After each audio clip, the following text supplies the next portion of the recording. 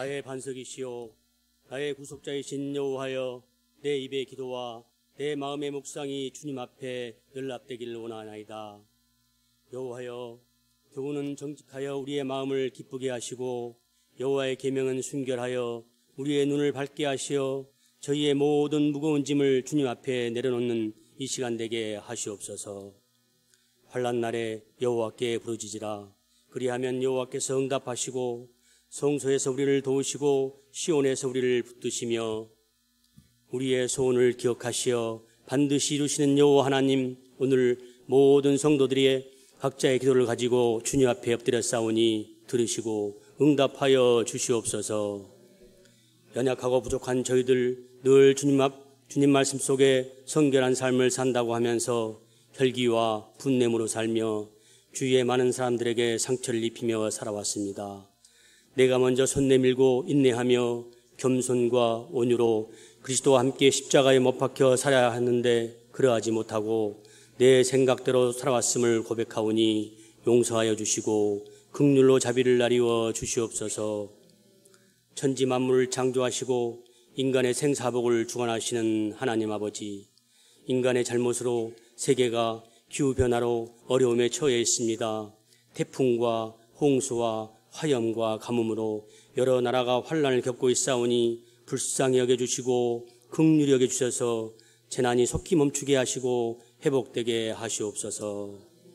이 나라를 지극히 사랑하시는 하나님 아버지, 좌우로 분열되어 정치적으로 몸살을 앓고 있는 이 나라를 긍휼히 여겨주셔서 하나 되게 하시고 하나님의 권위가 무너져 위아래가 없고 묻지마 살인으로 공포에 휩싸여 있사오니 치유되게 하시어 다시는 이러한 불행이 없도록 자비를 베풀어 주시옵소서.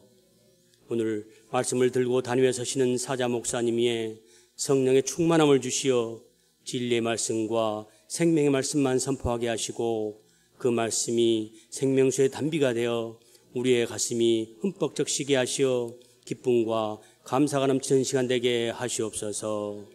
특별히 기도하옵기는 사랑하는 목사님 필리핀 선교에 어려움이 없도록 영육간의 강건함으로 붙잡아 주시고 선교의 물질도 풍성함으로 채워 주시옵소서. 찬양과 경배 받으시기 합당하신 하나님 아버지, 지금 이 시간 온 몸과 마음과 정성을 다하여 올려드리는 할렐루야 성가대의 찬양을 주님 홀로 영광 받으시고 모든 성도가 한 마음 한 뜻이 되어 올려드리는 이 예배도 흠양하여 주시옵소서. 이 모든 말씀 자비와 긍휼이 많으신 예수님 이름으로 기도드리옵나이다. 아멘.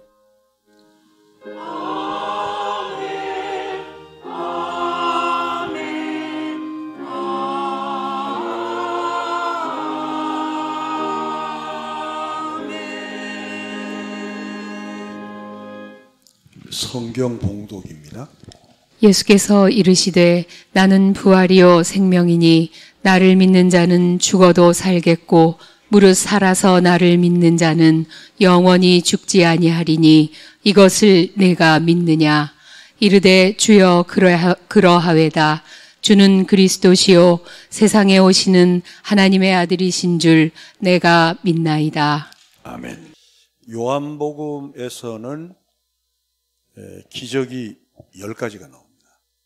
오늘 이 죽은 나사로의 기적도 10가지 기적 중에 하나의 기적입니다. 그 기적을 바라보는 우리의 관점이 성경 전체를 해석하는 데 있어서는 굉장한 중요한 대목이다 생각합니다.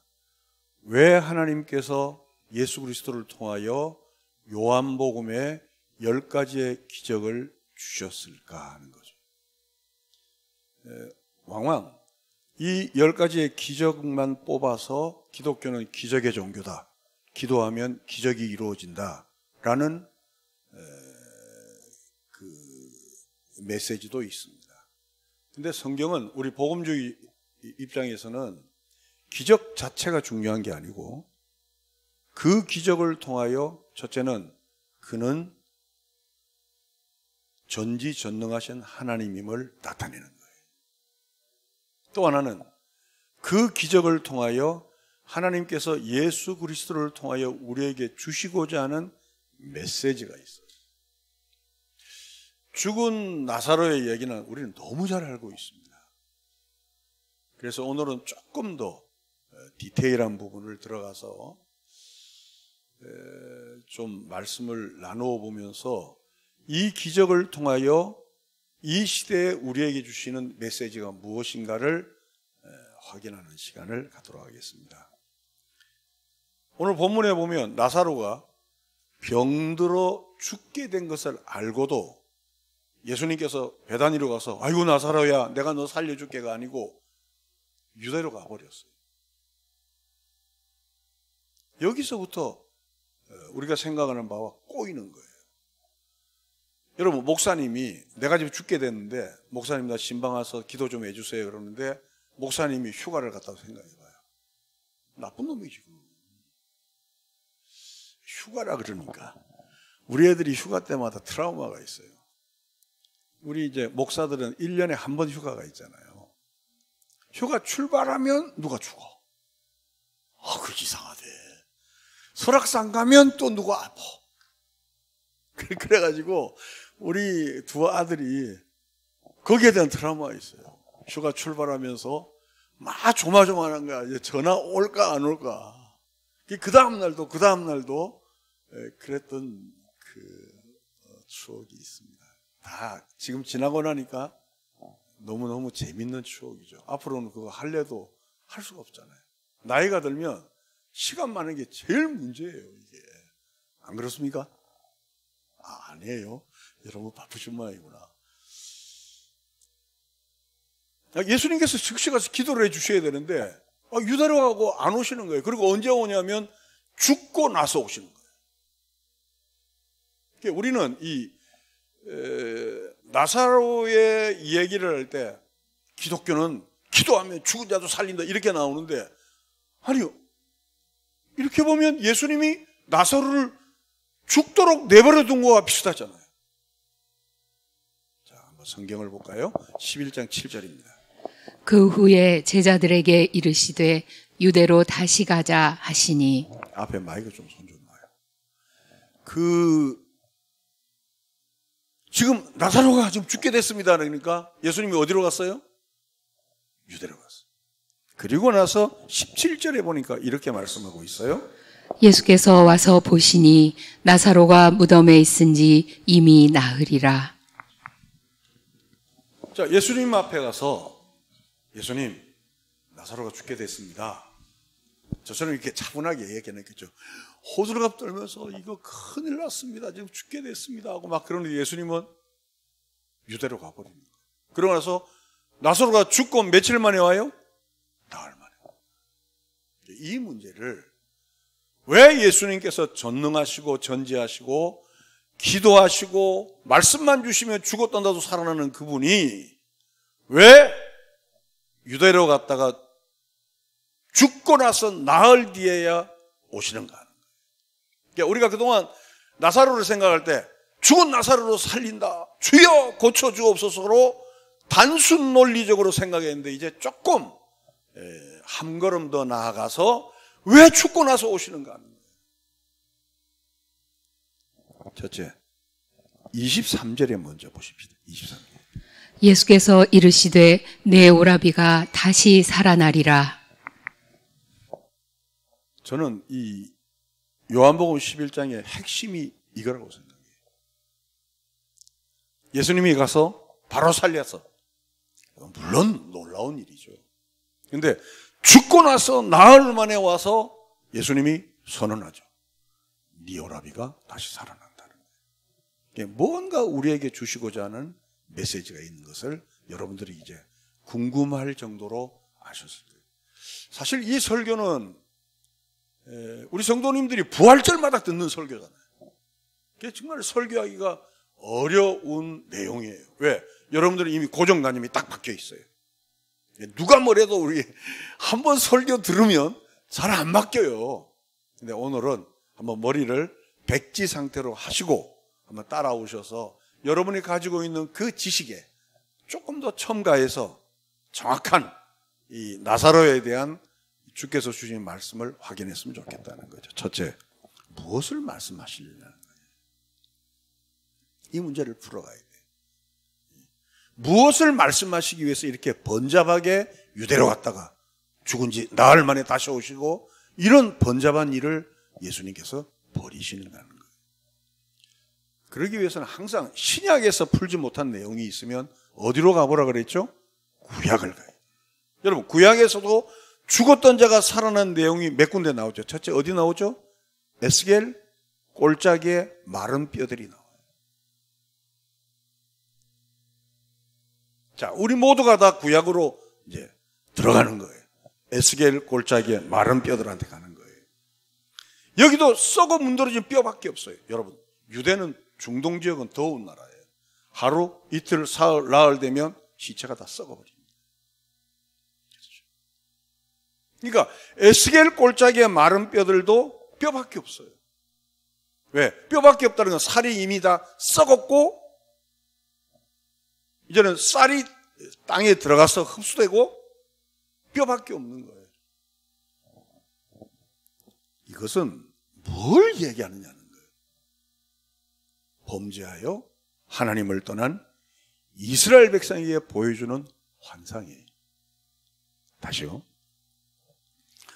에스겔 꼴짝이의 마른 뼈들이 결국은 생기가 붙고 힘줄이 붙고 근육이 붙고 다시 살아서 큰 군대가 되는데 지금 너희들은 하나님을 떠나 범죄하여 하나님을 떠난 시체와 같은 자들이지만 내가 너희를 그냥 두지 않겠다. 이것을 에스겔을 통하여 말씀하는 거죠. 자, 과연 그러한가? 에스겔서 37장 8절입니다. 내가 또 보니 그 뼈에 힘줄이 생기고 살이 오르며 그 위에 가죽이 덮이나 그 속에 생기는 없더라. 또 내게 이르시되 인자야 너는 생기를 향하여 대언하라. 생기에게 대언하여 이르기를 주 여호와께서 이같이 말씀하시기를 생기야 사방에서부터 와서 이 죽음을 당한 자에게 불어서 살아나게 하라 하셨다 하라. 이에 내가 그 명령대로 대언하였더니 생기가 그들에게 들어가매 그들이 곧 살아나서 일어나 서는데 극히 큰 군대더라.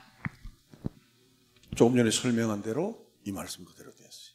그러니까 무슨 얘기냐면 뼈들이 생기가 들어갈 때 힘줄이 생기고 큰 군대가 됐잖아요. 자, 보세요. 생기가 없으면 시체 그대로예요. 다시요. 신약에서 어떤 문제를 공부하시다가 여러분들이 잘 해석이 안 될 때는 그와 비슷한 내용을 구약으로 들어가 봐요. 요즘 뭐 휴대폰에 딱 치면 되니까 구약으로 시체 그러면 딱 쳐보면 에스겔이 나와요. 에스겔에서 생기가 없을 때는 마른 뼈들이 시체 자체죠.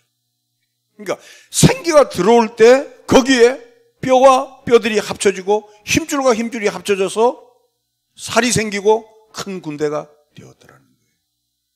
즉 인간은 살아있다고 다 생기 있는 영혼이 아니라는 거예요. 기독교는 예수 그리스도를 믿지 않으면 죽었다 그러는 거예요.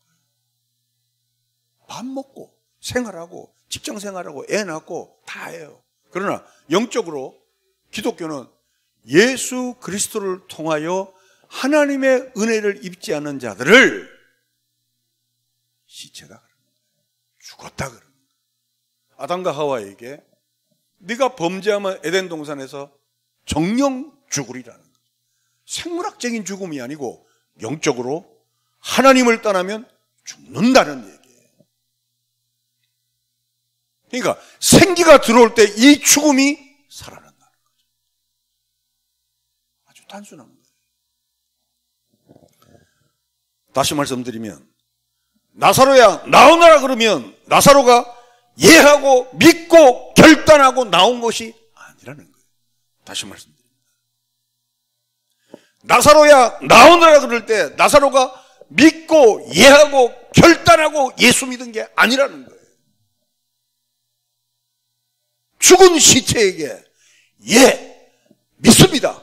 결단을 하려면 이미 그에게 뭐가 들어가야 돼요? 생기가 들어가요.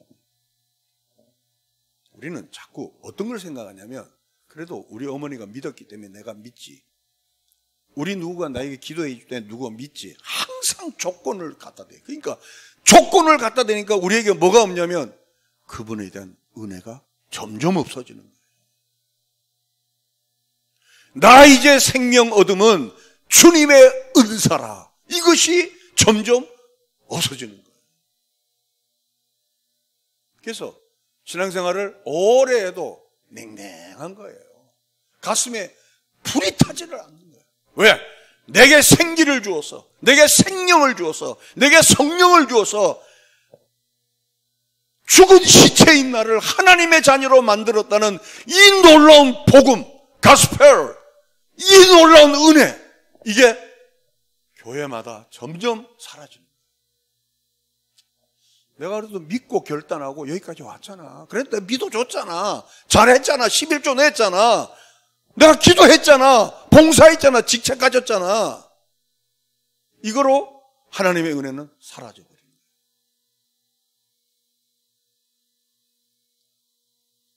그러면 나사로는 어떻게 나왔을까 하는 거예요. 요한복음 1장 1절에서 4절 보면 이렇게 말씀하고 있어요. 태초에 말씀이 계시니라. 이 말씀이 하나님과 함께 계셨으니 이 말씀은 곧 하나님이시니라.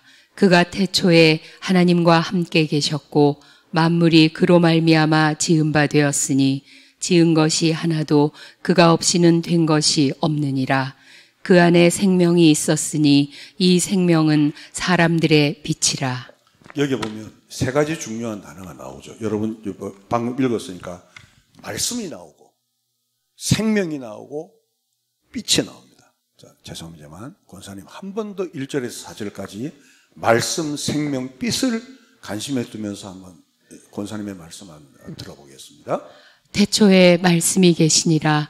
이 말씀이 하나님과 함께 계셨으니 이 말씀은 곧 하나님이시니라. 그가 태초에 하나님과 함께 계셨고 만물이 그로 말미암아 지은 바 되었으니 지은 것이 하나도 그가 없이는 된 것이 없느니라. 그 안에 생명이 있었으니 이 생명은 사람들의 빛이라. 말씀, 생명, 빛이 이렇게 연결되고 있어요. 즉 나사로를 향한 나사로야 나오느라는 이 말은 그냥 우리가 하는 대화가 아니에요.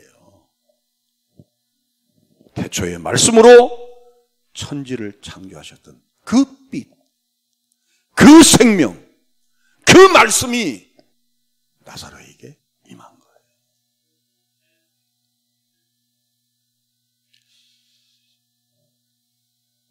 나사로야 나오느라는 이 음성은 나사로를 붙들고 있는 그 사망이 그 말씀에, 그 빛에, 그 생명에 사망은 도망갈 수밖에 없다. 다시 말씀드립니다. 우리가 예수를 믿을 때 왜 나이가 들면 들수록 감동이 없는지 아세요? 자꾸 우리는 예수 믿는 걸 무엇 때문에 우리가 믿었다고 자꾸 그 근거를 나나 내 주변을 찾아요. 그렇잖아요. 시체는 생기가 가야 알아듣고 시체는 성령의 역사해야 고백할 수 있고 시체는 생명의 빛이 들어가야 움직일 수 있는 거예요. 믿습니까? 그렇다면 여러분들이 지금 믿음이 크든 작든 한 주 나고 세 주 빠지든 11조를 내든 안 내든 주의를 매주 안 지키든 여러분 안에는 생명이 있다는 거예요. 믿습니까? 신앙생활 잘하는 분들이 우리가 주의를 해야 될 게 너 그렇게 예수 믿어 어떡할 그런 얘기하면 안 돼요. 아주 작은 믿음이라도 그는 이미 하나님의 그 영혼을 만지신 바 된 자예요. 할렐루야. 소중히 여기셔야 돼요. 여러분 우리가 교회가 저도 이제 26부터 목회를 시작해서 이제 어연 72가 됐잖아요.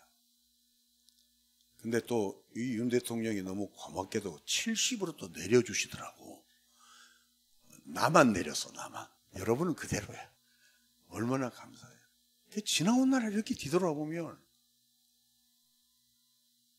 근거를 이렇게 찾아보면, 내가 예수를 믿고 목사가 돼서 모태신앙으로 여기까지 왔지만, 이 긴 시간을 이끌어올 때 조건을 찾아볼 수 없어요. 그분의 말씀이, 그분의 생명이, 그분의 빛이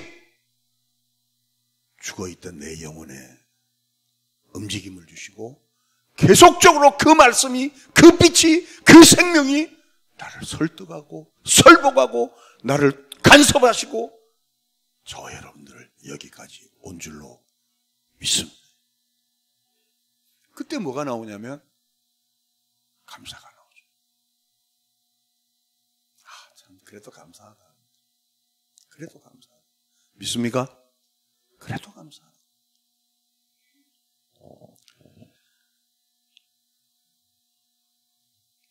죽었던 영혼이 탄생해서 나온다는 것. 그러니까 나사로가 죽었던 자가 살아나는 것이 기적이 아니고, 물론 그것도 기적이지만 영적으로 죽었던 우리가 그 말씀에, 그 빛에, 그 생명에 반응해서 나사로가 기어 나오듯이 우리도 예수를 믿고 고백할 수 있다는 것. 이 아침 하나님께 찬양하는 이 아침이 되기를 바랍니다. 두 번째 생각할 테마는 결국은 예수 믿는 것은 고치는 작업이 아니라 새로운 창조라는 거예요. 다시요. 저 사람 예수 믿으면 참 잘할 텐데 그런 말 하죠. 좀 술 먹지 말고 예수 믿어 그러죠. 담배 피지 말고 예수 믿어 그러죠. 저 사람이 교회만 나오면 참 거의 우리 대화는 고치는 내용이에요.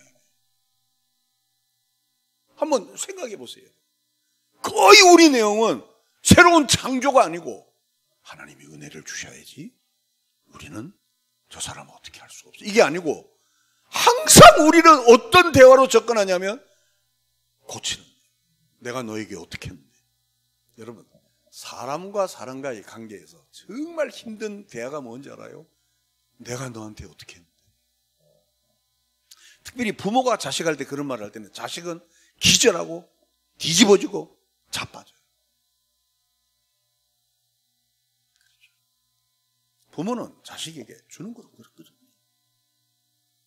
하나님께서 우리에게 이 은혜를 주시고 이 생명을 주시고 이 역사를 주신 것은 우리가 고쳐서 쓰는 게 아니고 하나님은 우리가 죄인 된 걸 아세요. 우리는 태어날 때부터 아담의 원죄를 지고 태어나서 우리 스스로는 이 죽음을 깨우칠 수 없는 자인 걸 그분이 아시잖아요.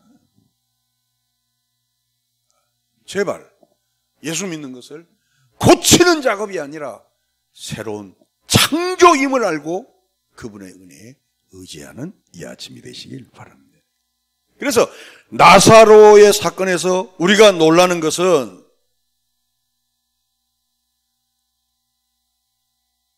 예수님께서 우리를 고치기 위해서 이 땅에 오시는 것이 아니고 썩어 문드러져 죽은 지 나흘 된 우리를 그의 말씀으로, 그의 빛으로, 그의 생명으로 새로운 창조를 했기 때문에 저와 여러분들은 이 자리에 앉아서 여호와를 찬양하게 된 줄로 믿습니다.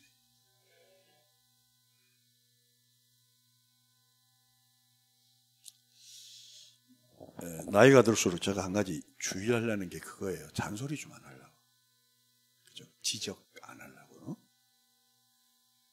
이제 우리 교회는 저 친구들이 많잖아요. 저하고 한두 살 친구들이 많잖아요. 지적, 잔소리, 간섭. 이것은 그 사람에 대해서 정말 소시오적인 역할이에요. 말로서 그 사람을 잡는 거예요. 근데 목사가 소시오패스면 어떤 문제가 생기냐면요. 교인들이 꼼짝달싹 철저하게 군대처럼 막 폴더로 인사해야 되고 그냥 교회 오면 그만 말씀 한마디 안 들으면 막 하늘이 쪼그라들어서 우리를 죽이는 것 같고 어마어마한 공포에 시달려서 신앙생활 목사가 쏘시오면 그리고 그 말에 쇠뇌를 당해서 자기의 독창성과 독자적인 신앙생활을 할 수가 없어요. 그러니까 우리 교회는 일사불란하다는 얘기는 정말 안 좋은 얘기예요. 여러분 우리 다 다르잖아요. 우리 다르잖아요. 근데 왜 기독교는 한마음이라 그런지 아세요? 왜 기독교는 같은 생각이라 그런지 아세요? 왜 기독교는 같은 뜻이라는지 아세요? 그것은 그분이 나를 각각 다르게 고쳐서 여기온 자가 아니고 하나님의 은혜와 십자가의 보혈로 거듭난 우리는 새로운 창조물이기 때문에 같은 생각, 즉 예수 그리스도를 찬양하는 한 마음으로 여기에 앉아있는 줄로 믿습니다. 만약에 여기서 다른 생각이 들으면 그 사람은 아직도 구원받은 사람 아니에요. 왜? 저 사람은 조금만 그거 아니에요. 그거 아니에요. 고쳐서 되는 거 아니에요. 하나님께서 그의 말씀으로, 그의 빛으로, 그의 창조적인 생명으로 죽었던 나사로가 문드러진 나흘된 시체인 나사로가 살아나듯이 그 말씀에 우리도 거기에 반응해서 이 자리에 앉아서 일생을 주와 함께 이 일을 걸어가는 줄로 믿습니다. 이게 얼마나 감사해요. 누가복음 7장에 보면 나인성 과부 얘기가 나오죠. 근데 예수님이 오시니까 죽음이 예수님과 함께 할 수 없잖아요. 살아나는 거예요. 그러니까 자 보세요. 이게 보는 관점이 굉장히 중요해요. 예수님이 오시면 살아나가 아니고 그분은 생명이기 때문에 죽음이 생명이 오면 도망갈 수밖에 없다는 거예요. 할렐루야. 여러분, 저와 여러분이 지금까지 지은 죄를 생각하면 우리 천국 아무도 못 갑니다. 아무도 못 가. 내가 보기에 여기 천국 갈 사람 아무도 없습니다. 2층에 한 명 있나? 이거 저기 잠자는 사람이 혹시 그래서 있어요. 아무도 못 갑니다. 근데 우리가 어떻게 천국 가는지 알아요? 주님과 함께 있으면 내가 억만가지의 죄를 지어도 그분은 사망과 같이 함께 할 수가 없기 때문이에요. 우리는 예수님 백 믿고 가는 거예요. 할렐루야. 정말 우리 한번 면도날로 우리를 일일이 다 확인해 봐요. 성격 안 좋지, 꼬장꼬장하지, 사랑 안 하지. 정말 우리는 아무도 그만합시다. 그분이 계시기 때문에 그분 때문에 사망이 나를 건드리지 못하는 거예요. 그래서 사망아 너의 쏘는 것이 어디냐는 거예요. 사망아 네가 이기는 것이 어디냐는 거예요. 너는 기껏 해봐야 죄, 율법밖에 더 있냐는 거예요. 그러나 우리는 우리 주 예수 그리스도로 말미암아 우리에게 이김을 주시는 하나님을 찬양한다는 거예요. 이제 이해가시죠? 오늘 꼭 부활절 같아. 가슴이 뜨거워요. 가슴이 뜨거워요. 예수 믿는 것 때문에 나이와 관계없어요. 정말 하나님께서 왜 나를 이렇게 사랑하시나. 나는 옛날 어른들이 특별히 우리 어머니 난 이제 죽어도 좋아. 이제는 그 말이 실감이 돼. 난 그동안에 내가 깐죽됐거든. 깐죽됐는데 내가 이제 연식이 가다 보니까 그 말이 진짜구나. 나는 어머니가 그 말할 때 성격 안 좋고 혈기 많고 욱하고 꼬장꼬장하고 그런 분이 무슨 죽어도 좋은 근데 그게 아니고 나는 성격은 그렇지만 주님과 함께 있으면 사망이 나와 함께 없어. 이 고백인 거예요. 마가복음 5장에 야이로 회당장의 딸이 죽었잖아요. 주님이 오시잖아요. 주님이 뭐라 하는지 알아요? 얘는 죽은 게 아니라는 거예요. 뭐라 그랬죠? 잔다. 무슨 얘기냐? 주님이 오시니까 죽었던 자도 살아나는 거예요. 왜? 주님과 사망은 같이 있을 수가 없기 때문이에요. 그러니까 자 보세요. 나사로가 죽었다 나흘 만에 살아났잖아요. 예수님이 기도하면 살아나 이게 아니고 예수님 자체가 생명이고 예수님 자체가 말씀이고 예수님 자체가 빛이기 때문에 그분이 가면 죽은 시체가 살아나는 거예요. 생기가 오면 마른 뼈들이 힘줄이 되고 힘줄이 큰 군대로 이루듯이 여러분이 어떻게 해서 천국 가느냐? 여러분이 잘나서 믿음이 좋아서가 아니고 주님과 함께 있기 때문에 사망이 여러분이 믿고 있는 그 주님과 함께 있을 수 없기 때문에 천국에 가는 줄 믿습니다. 그러니까 우리는 늘 그 십자가로 인하여 감사해야 돼요. 십자가. 마가복음 5장 41절입니다. 그 아이의 손을 잡고 이르시되 달리다굼 하시니 번역하면 곧 내가 네게 말하노니 소녀야 일어나라 하심이라. 소녀가 곧 일어나서 걸으니 나이가 12살이라. 사람들이 곧 크게 놀라고 놀라거늘. 옛날에 이거 명예훼손 되니까 이초석이라는 자가 있어요. 여러분 기억나죠? 이초석. 그 자는 죽은 자 살리는 거 이걸 그대로 인용하는 거예요. 소녀야 일어나라. 물론 그 믿음의 행위야 누가 욕을 할 수 있겠어요만은 지금 이 얘기는 그 얘기가 아니죠. 죽은 자를 잔다 그러면서 주님이 오시니까 사망과 주님은 같이 있을 수 없으니 그 자가 일어날 수밖에 없죠. 할렐루야. 그 목소리에 굴굴하고 갈갈하고 뭐 뱀장 소리처럼 하는 그 소리 때문에 일어나는 거 아니라니까. 그분은 빛이고 그분은 생명이고 그분은 로고스 말씀이기 때문에 죽음은 그분 앞에 도망갈 수밖에 없는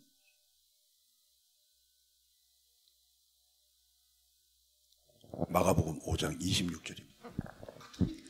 많은 의사에게 많은 괴로움을 받았고 가진 것도 다 허비하였으되 아무 효험이 없고 도리어 더 중하여졌던 차에 예수의 소문을 듣고 무리 가운데 끼어 뒤로 와서 그의 옷에 손을 대니 이는 내가 그의 옷에만 손을 대어도 구원을 받으리라 생각함일러라.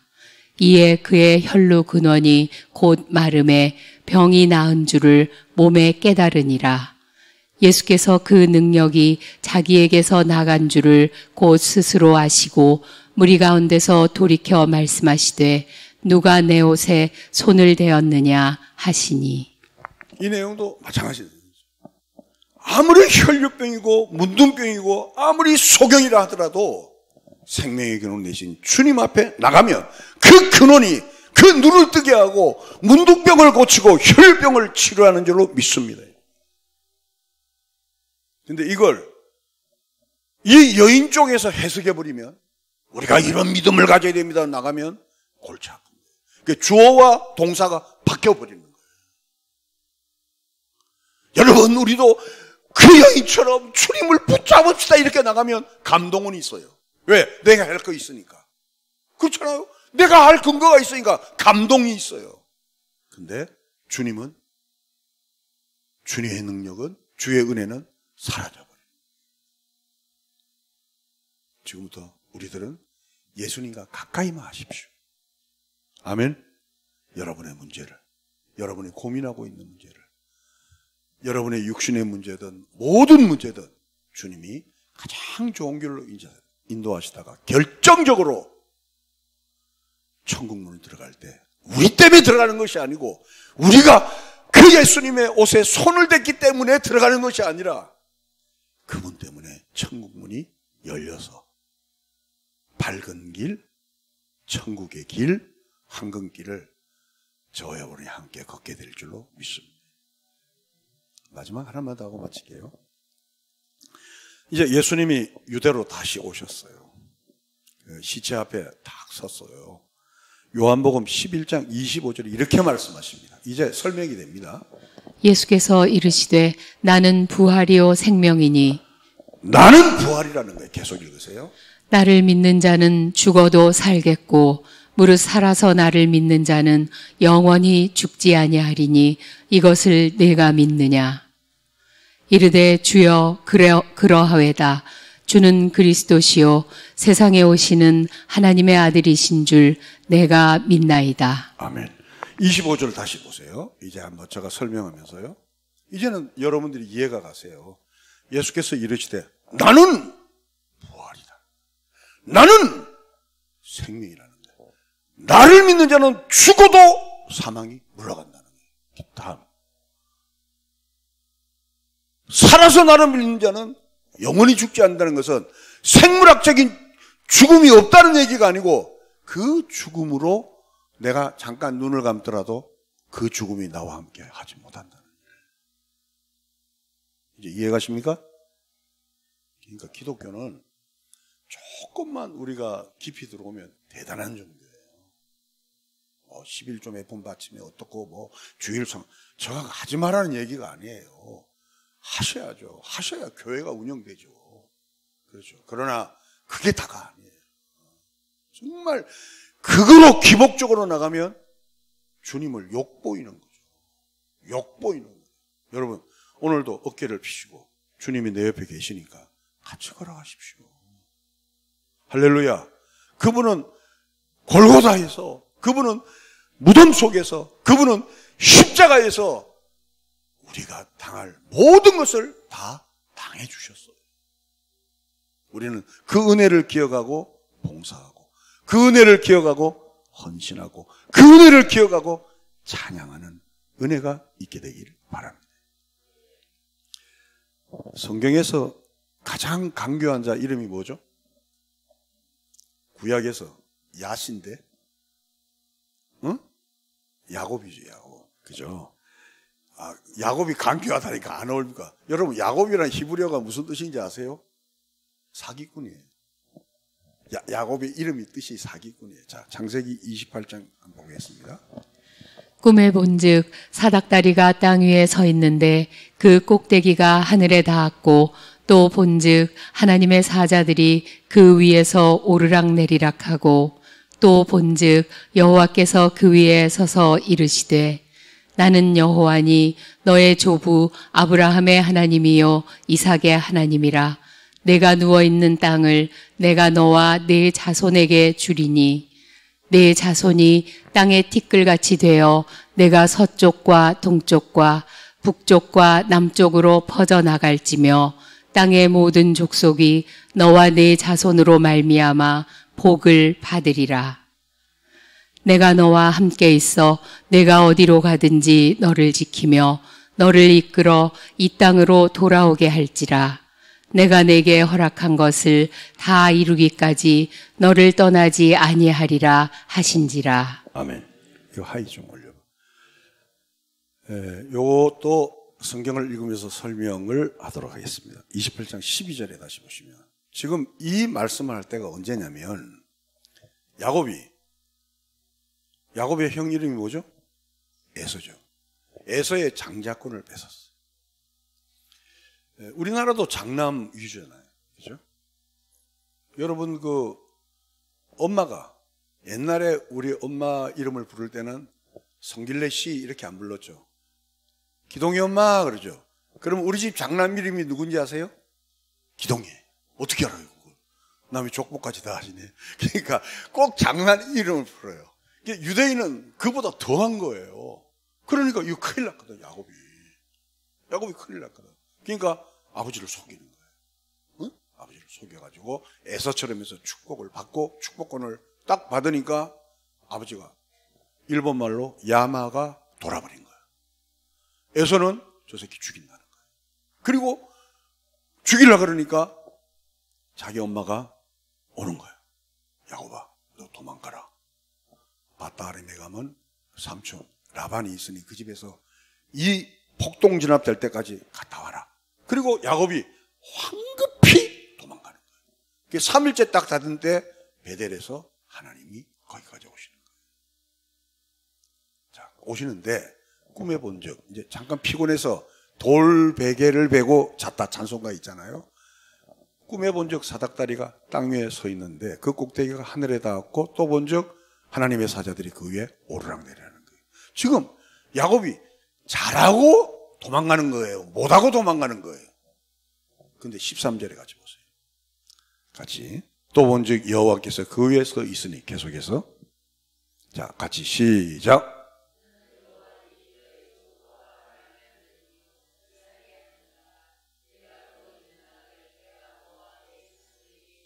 다시 말씀합니다. 지금 야곱이 잘하고 도망가는 거예요? 못하고 도망가는 거예요?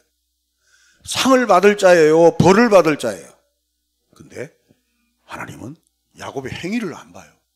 안 보고 아브라함과 이삭과 야곱에게 맺은 언약을 생각하는 거예요.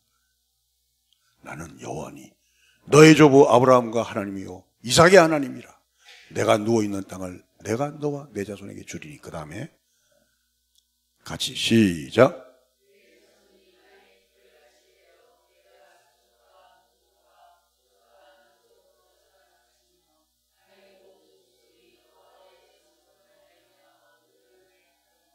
이상하잖아요. 형을 속이고 아버지를 속이고 맞아 죽을까봐 도망가던 그에게 축복받을 만한 자격과 조건이 하나도 없는 그에게 하나님 그를 찾아오시는 거예요. 그리고 그를 축복하시는 거예요. 이게 기독교입니다. 하나님은 저와 여러분을 그렇게 찾아오시는 거예요.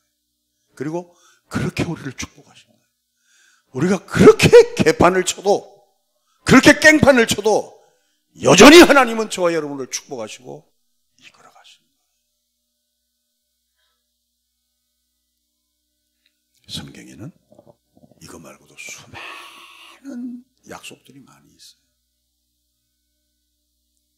그 성경을 여러분 시간 많으실 때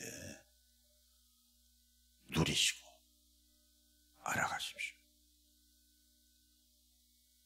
그리고 그 무엇과도 비교할 수 없는 감격들이, 제가 말로 하나님의 은혜를 어떻게 설명하겠어요? 그러면 저 나기동 목사가 저렇게 버벅대면서 무언가를 가르치려고 그러는데 저 답답한 것을 여러분이 명석하시니까 야곱처럼 성경을 보시고 확인하시고 알아가시면서 예수 그리스도께서 여러분에게 준 축복, 그 약속들을, 엄청난 권세들을 소유하여 이 땅에 살 동안에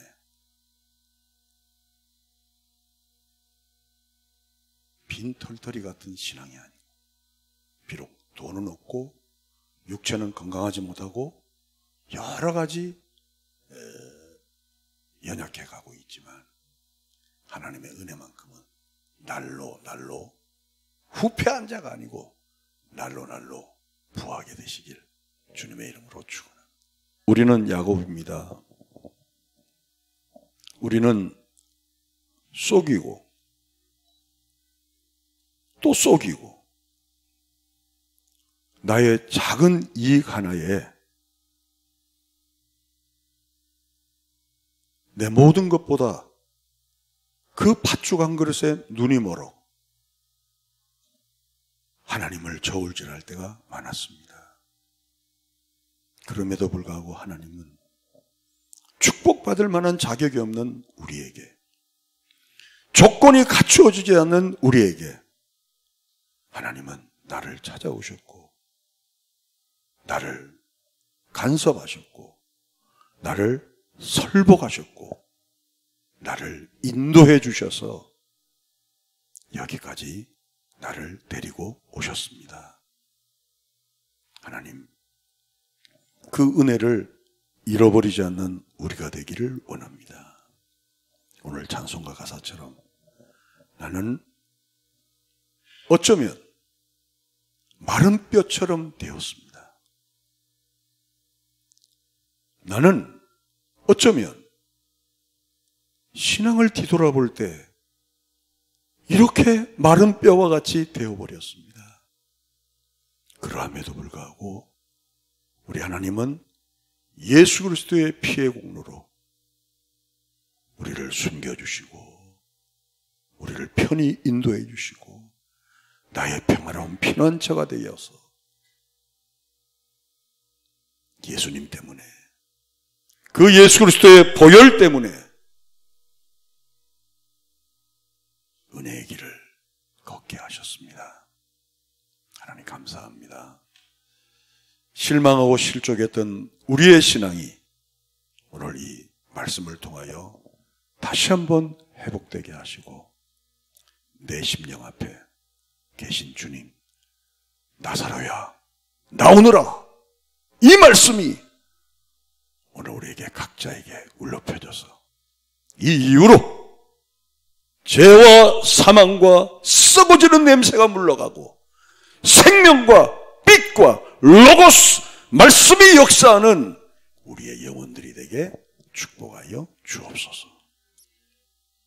부활이요 생명이신 우리 구주 예수 그리스도의 은혜와 하나님 아버지의 극진하신 사랑하심과 성령님의 감동, 감화, 충만하심이 이 신앙을 알고 이 감격과 만족과 희열 속에 우리의 신앙생활이 주님 앞에 서는 그날까지 누리게 되기를 원하는 주의 백성 머리 위에 하나님의 축복이 영원토록 함께 있을지어다.